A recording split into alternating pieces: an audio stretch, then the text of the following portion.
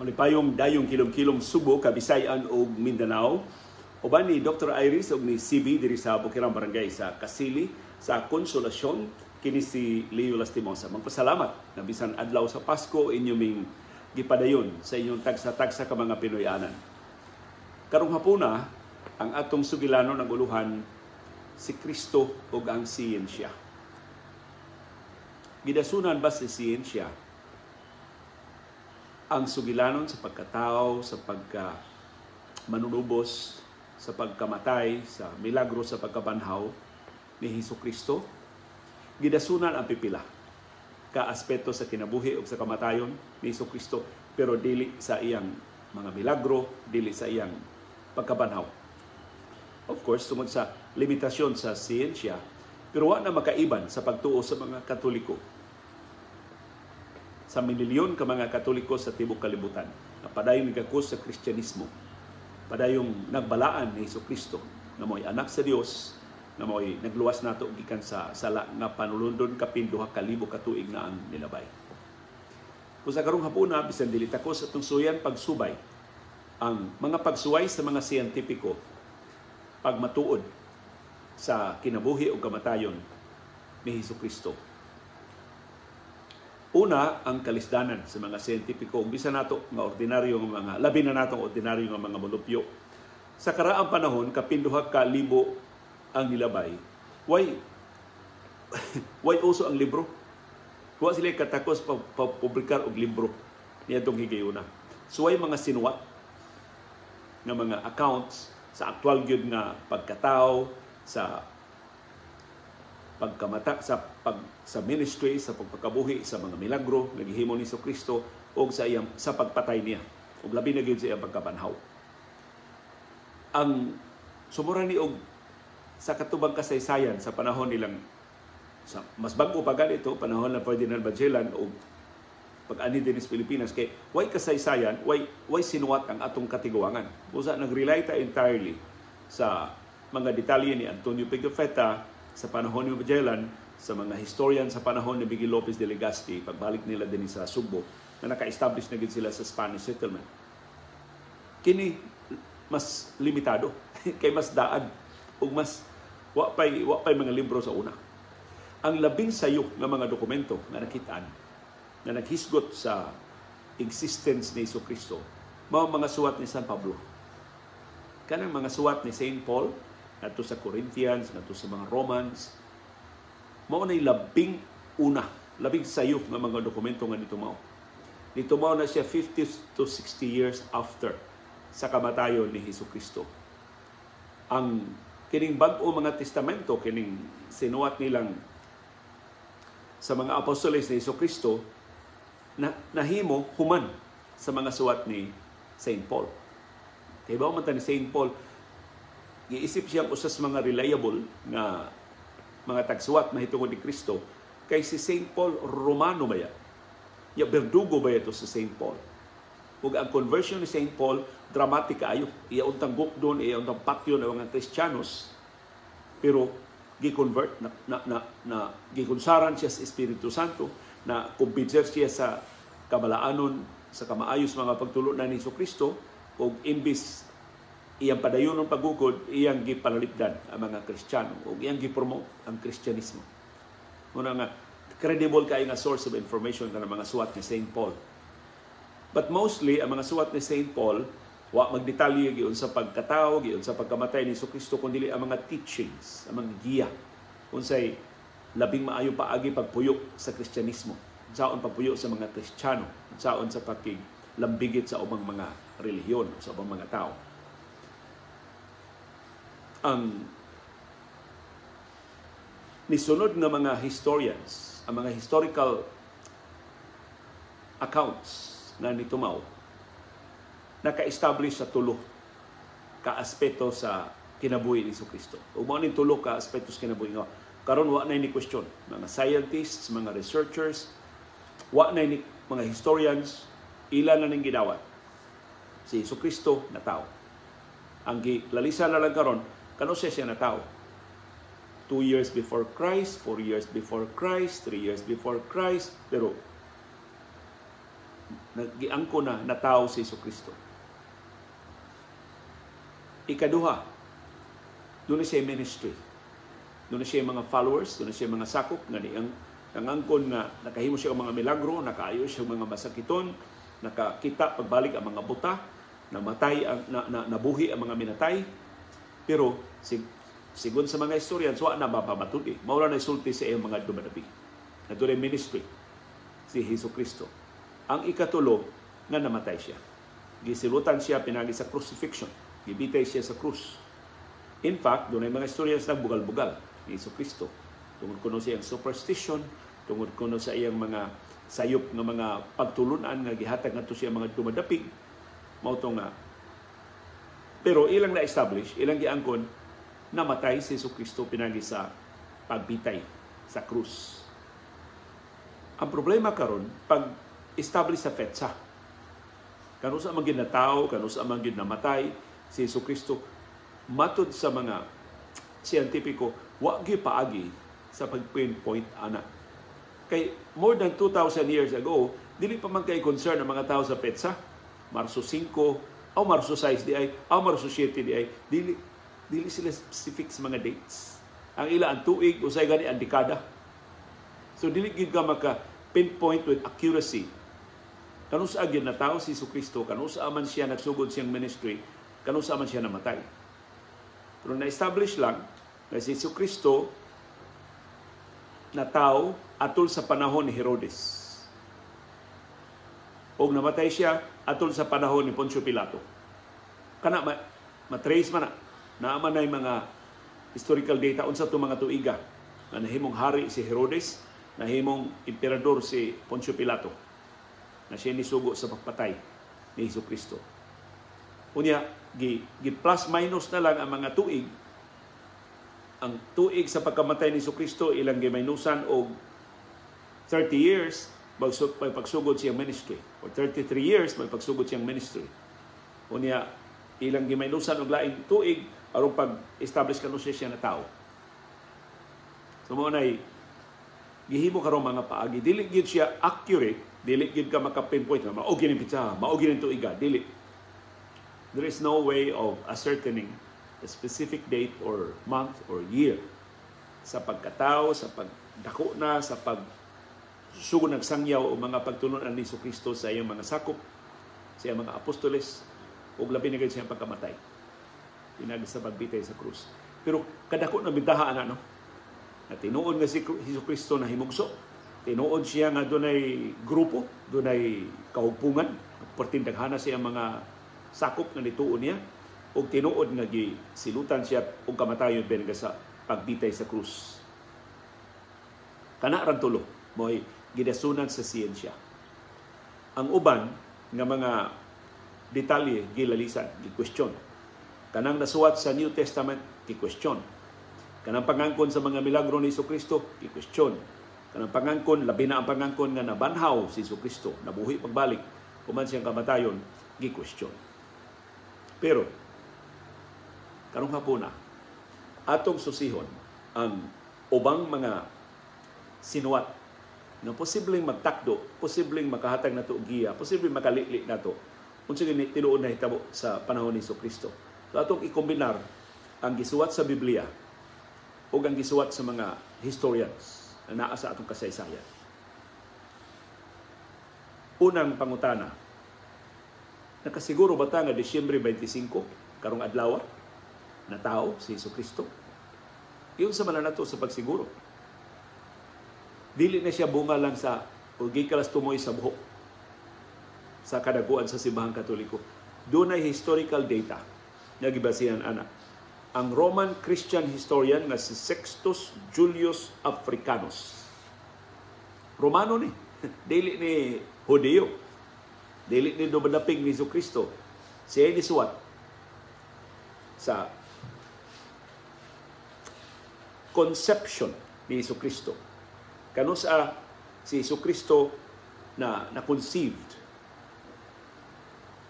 Pinpoint nga March 25 siya na conceive. So ila lang giihap ang 9 months, so man sa March 25 mo ng December 25. Of course kinintanan bana-bana ni. katubang absence ba of attention sa mga tao nga mauning pitsaha, dili oy gahapon pa na, dili oy sa Marso 25 ni Marso 27 dili sila concerned ang ila ang tuig. Usay gani dili ang buwan. So mao na limitasyon sa ini, pero naay dokumento sa pag-pinpoint na December 25 na tao si Jesucristo. Of course, gilalisa na, gidebatihan na, pero ang pagkatao ni Jesucristo way lalis. Natao siya, lalisonon lang kanusa. Lalisonon gani sa tuiga. Pero kasagaran sa mga lalis ni ara sa 2 BC, 3 BC. So maglalis lang magligas lang mga pila ka tuig ang nagalilain ng mga ideya kanusa na tao si Jesucristo. Pero makitaan sa kasaysayan unsa ang matangas kalibutan nga namatan og buot ni Jesucristo. Sa pagkahimugso, unsa man tong kalibutan nga iyang nahimutangan. Sa atong terminology karon sa bagong panahon, ang kalibutan di inataw si Jesucristo usa ka third world country. Dili adunahan nga nasod. Ang iyang natawhan, unya ubos sila sa military dictatorship. Dili demokrasya. Way katungod pagbutar sa ilang mga leader. Ang katawhan panahon ni Jesucristo, diktadurang militar. Maoy nagdominar nila. So mura og martial law ni Marcos sa pagkatao ni Jesucristo, kapin 2,000 ka tuig na ang nilabay. Ang katilingban na iyang natawhan, ang tanang mulupyo gipugos. Way kagawasan. Pinugsanay ang pagbayad nilang buhis, pinugsanay ang pagtuman sa mga lagda. O sa panahon ni Jesucristo, ang dakong kang-a sa mga adunahan o sa mga kabus, diha na. 10% sa mga mulupyo sa panahon ni Jesucristo, hilabihan ka dato, labihan ka adunahan, labihan ka luho sa ilang kinabuhi. Ang 90% nag-antos ng ilain sa grabing kalisod, sa grabing katimawa. Kaibigan, no? Wa mausab ang kalibutan sa panahon ni Kristo hangtod karon. Hangtod karon, more than 2,000 years human sa pagkatao, pagkamatay ni Jesucristo, ang atong kalibutan maulang gihapon.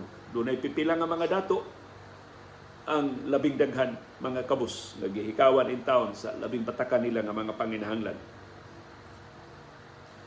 Ang detalye sa pagkatao ni Jesucristo giisgutan sa Gospel of Luke kang ni San Lucas, na si Birhen Maria diputo sa batang Jesus sa panapton, dayon gibutang sa pasungan. Kaya wa man sila laing na nidawat nila, pulos man puno ang mga hotels o ang mga Pinoy-anan nga paabangan atong higayuna. Dayon ang labing unang audience ni Jesucristo, labing unang nahibaw, wa may internet, wa may Twitter, wa may Facebook, wa may social media nga madangpan ni Maria o ni Jose pagpahibaw nga nahimugso na ang ilang anak. Ang labing unang nahibaw mao ang mga pastol, mga shepherds sa mga karnero. Ang nagpahibaw nila dili si Maria o si Jose nga nagdagandagan sila Maria o Jose nagbandilyo nga nataw ng ilang bata, ang mga anghel sa langit. Sigon ni San Lucas, ang mga anghel sa langit mo nipahibaw sa mga pastol na nataw na ang manunubos. O ang mga pastol, dinaganay padong sa pasungan o sila labing unang nibalaan sa batang Jesus. Sa ito pa, ka-fitting, no? Kahaong, no? Kasi Jesucristo dito nataw sa pasungan, niya ang labing unang nipasidungog, kung nihangop niya sa iyang pagkahimugso, mao ang labing kabus sa katawhan, ang mga pastol. Pero, ang Gospel ni San Lucas, nisukuhay sa laing gospel, kay duha raman ka gospel ang naghisgot mahitungod sa pagkatao ni Jesucristo. Si San Lucas ra og si San Mateo. Pero ang ilang mismong gospel nagsukwahi. So karon hapuna ato subayon ang ilang gospel kano saan nagkatakdo, kano saan nagkasukwahi. Mao ni ang chronology sa mga events sa pagkatao ni Jesucristo. na ato malili gikan sa sinuwat ni San Lucas, sinuwat ni San Mateo, o sa mga data sa mga historians. Si Jesucristo natawo sa Bethlehem, kana way lalis. Diha siya natawo sa Bethlehem sa tuig 2 BC, 3 BC, 4 BC, 5 BC, 6 BC. Kana lain na ang marabana. Pero way lalis natawo siya sa Bethlehem. Wa say lalis, wow kaadlaw human siya natawo gipatuli si Jesucristo. In fact, as ibahang Katoliko Day until 1960 nagsaulog sa Circumcision Day. Adlaw sa tuli, kasumaran sa tuli ni Jesucristo. Kay mao may lagda sa una nga ipatuli ang bag-ong natawo nga mga bata. So after 8 days gituli si Jesucristo. After 40 days gida si Jesucristo nilang Maria o ni Jose ngadto sa templo sa Jerusalem. Agad sa sugo sa mga lagda. Ang tulo ka hari, tulo ka wise men nga niduaw ni Jesucristo, ang banabana ni abot dito sa Pinoy-ana nilang Jesucristo, dili na sa pasungan, diha na sila napuyo sa bahay 2 years after siyang birth. So tungod sa kalayo, wa man to'y bullet train sa una, wa may aeroplano sa una. Nakakita sila sa bituon mo, inigiya nila, pero naabdan sila duha ka tuig una nakaabot ni Jesucristo. So 2 years una nakaabot ang ang tulo ka hari, ang tulo ka wise men, ang tulo ka mago aron paghalad ni Jesucristo. Ang bituon nga nakit-an sa tulo ka hari nga mo inigiya nila nahitabo 2 years before sila nakaabot ni Jesucristo.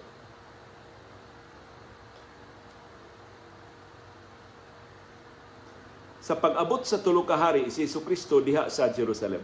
Diha na sa ilang Pinoy-anan. No, Bethlehem. Diha sa ilang Pinoy-anan sa Bethlehem si Jesucristo. Nakabalik na sila sa ilang Pinoy-anan pag-abot sa mga hari. Sa tulo ka bisita nila ng mga halangdon.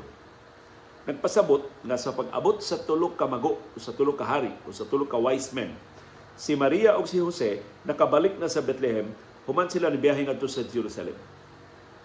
Pagdani sa Kristo dito sa templo. Nagpabilin sila dito sa Bethlehem for 2 years. Sa pagbihang human sa ilang pag-adto sa Jerusalem, nagpabilin sila 2 years, hantod niabot katutulo ka mga hari. So man gitakdo-takdo na lang ang mga detalye base sa sinuwat nilang San Lucas o San Mateo. Nahibaw si Hari Herodes sa pagkatao ni Jesucristo tungod sa tulo ka tao, tungod ang tulo ka mago. Okay. Mura man sila ba og mga hari man sila, nihapit sila sa ilang isig kahari og nipahibaw nga naami nahibawan nga natawo na ang hari sa mga hari. Among atuon. So, nahibaw si Herodes ilang ginan, sige, matultulan ganin ninyo, ingna ko. Kay mo kortesikol sagot yan ng hari, mga hari, mga nang natao. Pero mauto dito na umol ang iyang plano, patyon ko din ta. Mauni mo ilog sa akong giharian, mauni mo palagpot na ko gikan sa trono. So iyang gimando ang pagpapatay sa tanang mga bata. Kaya wa man siya kabaw asa si Jesus, tanang mga bata nga 2 anyos paubos, iyang gipapatay. Ang mga firstborn, ang mga kamagwangan, ang mga laki, mo iyang gipapatay. Mao to nga tungod sa pagsuway ni Herodes, pagpatay ni Jesucristo, pagpatay ni Jesus, si Jose o si Maria nilayas ngadto sa Ehipto. Aron dili sila masakpan ni Herodes, dili mapatay si Jesus ni Herodes. So, kini para sa mga historians, dako kayo nga significance nga sa panahon nilang Moses, panahon sa mga sayong mga Kristiyanos, ang Egypt maoy persecutor, maoy tagukod nila. Karon sa panahon ni Jesus, uban nilang Jose o ni Maria, ang Egypt mo ilang gihimong dagpanan, mo ilang gitaguan aron makalikay sila ni Herodes. Dayon namatay si Herodes 4 BC. Kaninaan ni sa mga nanis kasaysayan. na pinpoint yun sa tuiga namatay si Herodes. Pagkahibaw nilang Hesus ni Jose o ni Maria na namatay na si Herodes, nibalik sila ngadto sa Galilee aron pagtuman sa kasulatan. So mao na ang mga petsa. Silbi, masaylo akong gamiton ang termino nga timeline sa pagkatao, sa pagkabata, sa persecution, sa pagpatay in town sa mga inosente ng mga bata tungod sa kasina, tungod sa kabalaka ni Herodes na mapulihan siya sa gitawag na hari sa mga hari. So pagkatao ni Jesucristo, unsa may dagway? Karon, bisag giunsan paningkamot, wa gid sila makuha nga DNA. Naigiingon nga si nakunoy mao ni ang best hope na maka-establish sila og DNA ni Jesucristo. Naay mga sinuwat nga si Jesucristo dunay igsuon nga gitawag og James. Duwa na sa Biblia, pero naay mga sinuwat nga si Jesucristo dili mo ibugtong anak nilang Jose ug ni Maria. Doon na siya igsuon na si James. Although ang Biblia nagkanayon na si Virgin Maria walay anak, nagpabili siyang ulay. Wa siya mahilabti ni Jose even after sa pagkatao ni Jesucristo. Pero ang mga siyentipiko lahi man nila pagtuo na ako na igsuon si Jesucristo nga si James. Yan na sila'y record sa bukog ni James, ilan na recover ang bukog ni James. So karon mangita na sila sa bukog ni Kristo o sa bukog sa paryente ni Kristo aron pag-establish sa iyang DNA.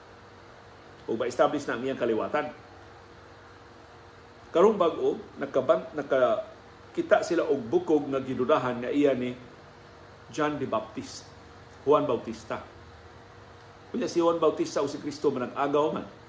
So para sa mga siyentipiko, og ilang makuha DNA sample kanang bukog ni Juan Bautista, ilang ikatandi sa bukog ni James, ilang yung ma-establish. Manag-agaw ba yun, ma-printed ba yun, si Jesus o si Juan Bautista, ilan na ma-establish, asayon na lang kayo pag-trace ang DNA sa ubang kaliwatan ni Jesus. Kung niya pa ba, asan dapita sila nagpuyo, kung saan na ilang karong pagkabutang. So, ipaabot na ang DNA sample ana.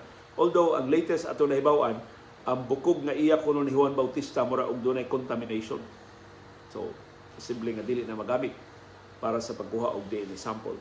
Pero wa muhunong ang scientific community sa pagsubay, pag-establish, pagpangita og scientific proof sa existence ni Jesucristo. Kapin 2,000 ka tuig na ang nilabay.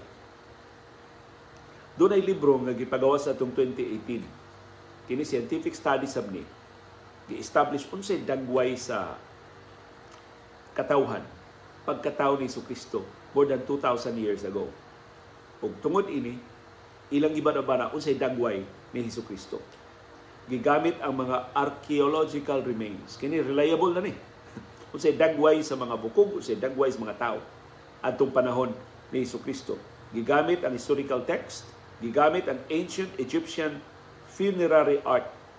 Katong mga dibuho sa mga Egyptians sa karaan ng mga mulupyo nga mo takdo sa katuigan nga natao si Jesucristo, nabuhi si Jesucristo. Ginamit kining tanang scientific data na sihag sa mga siyentipiko unsay dagway sa taga Judea o sa taga Egypt sa pagkatao sa panahon ni Jesucristo. Sumo na ilang hulagway ni Jesucristo. Dakog kahigayon na si Jesucristo, dunay brown eyes, dunay dark brown ngadto sa black hair. So, ang iyang buhok either itom or dark brown. Unya, doon na siya olive brown skin. So, di puti si Jesucristo. Tiwali si Jesucristo, Palestine. Palestine si Jesucristo. Unya, ang height, ilan ba naman sa height ni Jesucristo? 5'5". 5 feet and 5 inches. Muna yung average nga height sa kalalakian panahon ni Jesucristo dito sa Judea o sa Egypt. So sa tanang mga sinuwat sa Biblia, ang Gospels ni Matthew o ni Luke mao ini detalye sa pagkatao ni Jesucristo.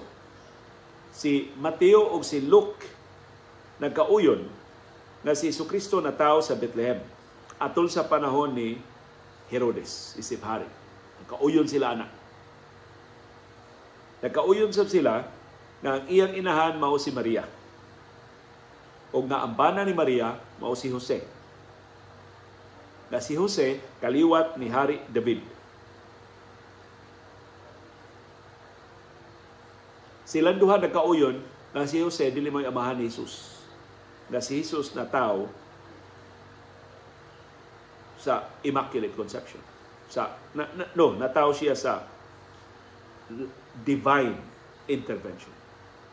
Ang gikan sa lalang sa Espiritu Santo si Kristo dili pinaagi sa normal na pagsanay sa katawan ni sa yuta. Mao ra ni ilang nauyunan. Human ni wala sila magkauyon. Sa sinuwat ni Mateo, ang dominante kaayo niyang mga detalye mahitungod ni Jose. Samtang sa sinuwat ni Lucas, ang iyang abunda kay mga detalye mahitungod ni Maria. Sumanaglahi ang ilang mga detalye. So dunay pagtuo nga kining sinuwat ni Mateo gikan ni Jose. Ug dunay pagtuo nga sinuwat ni Lucas gikan ni Maria. So lahi ilang tinubdan. Mura sa modern news writing. Kung kinsa ang imong source, mao sad ang slant sa imong istorya. Maapektuhan ang objectivity sa imong istorya. Ang dagan sa imong istorya depende unsa ka reliable ang imong tinubdan, unsa ka authoritative ang imong tinubdan. Ang sinuwat ni Mateo nagpakita nga si Jose doon na pinuy-anan sa Bethlehem. Samtang ang sinuwat ni Lucas nagdetalye na si Jose dito puyo sa Nazareth. Sa sinuwat ni Mateo, ang anghel dito sulti ni Jose. Sa suwat ni Lucas, ang anghel nakigsulti ni Maria. So muna yung naglahi ng mga detalye sa duha ka sinuwat sa Biblia. Si Lucas ra, mo'y dunay sugilanon, mahitungod sa pagkatao ni John the Baptist. Si Mateo wa maghisgot ni Juan Bautista. Si Lucas rasab mao'y naghisgot sa census sa Quirinius, katong census nga pugos nila Maria ug Jose sa pagpauli aron sila makaapil sa census. Si Lucas rasab mao'y naghisgot mahitungod sa mga pastol na nibalaan sa batang Hesus. Wa maghisgot si Mateo sa mga pastol. Si Lucas rasab naghisgot na si Jesus gipresentar nilang Maria o ni Jose sa templo wow kaadlaw human siya ang pagkatao. Sa pikas nga bahin si Mateo ra siya naghisgot sa tulo ka wise men, sa tulo ka mago, sa three kings na niduaw ni sa batang Jesus. Siya siya naghisgot sa siga kay bituon sa Bethlehem. Wa na hisgutin ni Lucas, si Mateo ra naghisgot ana. Siya siya naghisgot sa plano ni Herodes pagpatay ni Jesus. O sa massacre sa mga bata na 2 anyos paubos. Si Mateo rasab mo'y naghisgot sa pag-ikyas ni Jose o ni Maria ngadto sa Egypt. Wa na hisgutin ni Lucas. So, kung imong subayon, managlahi gyud ang agianan nilang Jose o ni Maria sa sinuwat ni Lucas o sa sinuwat ni Mateo. Sigon ni Mateo, si Jose, si Maria ug ang batang Jesus diha magsugod sa Bethlehem, dayon ni layas ngadto sa Ehipto, dayon ni balik pagpuyo sa Nazareth. Samtang sa kang Lucas, diha sila magsugod og puyo sa Nazareth, dayon ni adto sa Bethlehem si Jose ug Maria aron pagpakatao ni Jesucristo. Unya balik na sila sa Nazareth. Wa siya maghisgot og Egypt. Wa siya maghisgot og persecution. Ilang Jose ug Maria. Dako kay discrepancy no sa sinuwat ni Mateo ug ni Lucas. Ang sulti karon sa mga siyentipiko nganong lahi kayo ang ilang sinuwatan. Ang ilang pangagpas nga ang sinuwat ni Mateo na sentro sa Jewish environment. So murag ang sinuwat ni Mateo ang gipahinungdan ngadto sa mga Hudyo. Samtang ang sinuwat ni Lucas iyang gitumong para sa mga Romano. So manang lahi kayo ang ilang approaches, lahi kayo ang ilang mga detalye.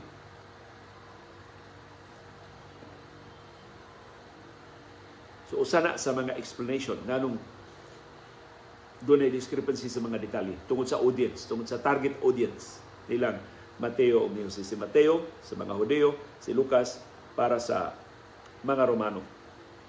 Sigon sa mga moderno nga scholars sa bag-o ning panahon, ang duha ka gospel accounts sa pagkatao ni Hesukristo are historically accurate. Mutakdo sa recorded history sa panahon ni Hesukristo, sa panahon ni Herodes, sa panahon ni Poncio Pilato. Ug wa mo contradict with each other. So para sa aning mga scholars, mahimo ra yung abuton ang duha ka mga sinuwat. Wa man sila magsukuhay ba? Managlahi lang ang mga detalye nga ilang gisuwat. So kining similarities sa birthplace ni Jesucristo sa Bethlehem, kining similarities sa virgin birth na wa paangki si Maria ni Jose, ang divine intervention mo ay nakapamabdos ni Maria.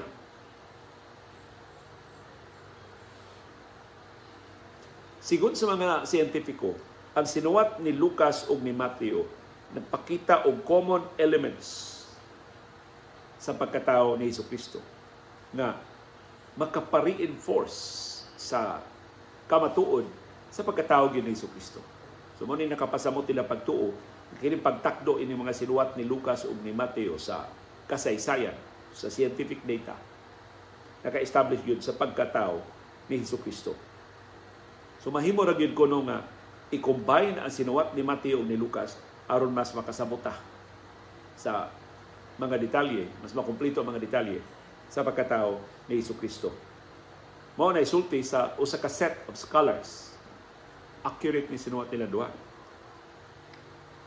Pero doon na sa mga scholars nga ningon dili gyud historically accurate ang sinuwat ni Mateo ug ni Lucas. Og mas ma-appreciate ang nila sinuwat kung atong ibutang sa context na relihiyoso ang ilang pagkasuwat. Dili sila after sa historical accuracy sa ilang mga sinuwat, kundi patigbabaw nila mga pagtulunan ni Jesucristo, mapalambo nila ang Kristyanismo sa ilang sinuwat.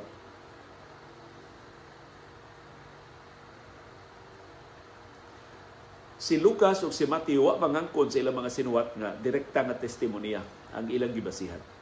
Wa ka ni sila mapanggoy news writing sa una, wa sila mo sulti kasi ilang source. Wa pa isutulo sa una, pero dili man tumong estilo gud sa mga tagsulat sa una. Wa sila mo sulti sa ilang tinubdan, sa ilang kasayuran. Ang mga Roman Catholic scholars nipadayag og panghuna-huna na tungod sa kanihit sa ancient records, pipila ka mga issue sa historicity, sa katukma sa mga detalye, sa kasaysayan, sa pagkatao ni Hesukristo, dili gyud husay, dili gyud ni ma-resolver. Kung nag-expecta nga matubag ni pipila ka mga misteryosong mga misteryo, dili gyud na mahitabo. Tungod sa kakuwang sa mga detalye, kakuwang sa mga tinubdan sa kasayuran sa pagkatao ni Jesucristo. So dili gyud para sa mga scholars, dili gyud historically factual ang sinuwat ni Lucas ug ni Mateo mahitungod sa pagkatao ni Jesucristo. Pero mapuslanon kay ilang sinuwat sa labing una nga teolohiya, sa labing una nga pagtulunan sa Kristyanismo. Ginamit ang pagkatao ni Jesucristo ang palabo sa pagtuo sa mga Katoliko. For example, usa sa digid no kapamatud-an sa kasaysayan kadto sinuwat ni Mateo nga ang anghel nagpakita ni Jose sa iyang damgo. Unsa man nuno pag-prove nga nagdamgo si Jose o niya ang anghel ipakita siyang damgo. Dili gina nimo kapamatud-an. Pero ang value ana mao nga gi-establish ang divine guidance sa Holy Family. Kaya si Jose gigiyahan sa anghel, si Maria gigiyahan sa anghel, si Jesucristo gitugahan. Gihatagan sa tanang proteksyon sa Espiritu Santo. Ang laing sinuwat, kabahin ining sinuwat na nakatumaw sa pagduda sa historical accuracy Ini maong sinuwat. Kadtong pagpakita sa Anghel ni Maria. Di sa gina kapamatudan sa kasaysayan. Kadtong sinuwat sa ni Lucas mahitungod sa census. Nisukuhay ko na sa practice sa panahon ni Jesucristo sa census sa mga Romano. Na, sigon ni San Lucas, ang silang Jose o si Maria na mauli sa ilang mga ngadto sa ilang Pinoyanan aron mobalik silang ancestral home, dili kuno to historically credible. Kay sukuhay kuno ni sa Roman practice. Kaya practice kuno sa mga Romano sa una, dili ibton ang mga mulupyo gikan sa ilang mga Pinoyanan, gikan sa ilang mga umahan, ug mobalik ngadto sa ilang mga gigikanan para sa census. Ang census himuon diin sila nagpuyo presently. Diin sila gikan. Usa ko na sa nasukuhi sa Roman practice atong higayuna. Kanang maong detalye sa sinuwat ni San Lucas. Plus, di kuno normal nga masubay ni Jose ang iyang kagikan to 42 generations. 42 ka lutod-lutod sa mga kaliwat. Di kuno na masubay ni Jose. Kung may ang basis. Doon ba sila libro? Doon ba sila family tree? Wa kuno na nito sa panahon ni Jesucristo. Amot giyon sa sa pagsubay ang mga kaliwat ni Jose. So kini more on theology na ni. Pag-reinforce na ni sa mga pagtulunan sa simbahan. Dili na ni historical accuracy. Nahimo nilang San Lucas o ni San Mateo. Pero para sa mga scholars karon bag-o sa ilang pagtuon, mapuslanon ang pipila ka biographical information sa pagkatao ni Jesucristo. Nataw siya dayong kamatay ni Herodes. Sina niya, na-insecure niya, nagpapatay sa mga bata. O nataw siya atol sa termino ni Emperador Augustus. O nga ang iyang amahan mao si Jose. So, kining tanang mga detalye na nitakdo sa historical data, nitakdo sa scientific data, mao'y nakamatuod nga si Jesucristo tinuod nga natawo, kapin 2,000 ka tuig nga nilabay, na si Jesucristo tinuod nga nanudlo sa iya mga sumusunod, na si Jesucristo tinuod nga gisilutan o kamatayon pinagi sa pagbitay sa krus. Pero wa pa gyud kawad-i ang mga theologians o mga scientists sa paglaom na one day, hopefully within our lifetime, magtakdo ang Biblia o ang siyensya sa pag-establish unsa ka historically accurate sa pagkatao, sa ministry, ug sa mga pagtulunan, ug sa mga milagro, ug sa pagkabanhaw, pagkamatay o pagkabanhaw ni Jesucristo. Salamat sa inyong pakiguban namo ning adlaw sa Pasko uban ni Dr. Iris ug ni CB diri sa Bukirang Barangay sa Kasili sa Konsolasyon kini si Leo Lastimosa. Mutimbaya ninyo og malipayong Pasko, makahuluganon nga pagtimaan sa bililhon kayong adlaw sa atong pagtimaan sa sumad sa pagkatao ni Jesucristo atong manunubos gikan sa atong sala nga panulundon. O maghinaot ta nga malipayon o mabungahon ang atong bag-ong tuig puhon. Ug daghang salamat sa iyong padayon nga pagsunod ug pagsabot ug pagsalig ug pagpaminaw sa atong panahom dayong kilom-kilom. Daghang salamat, CB girl. Merry Christmas, Bing Bing girl. Who's the CB girl?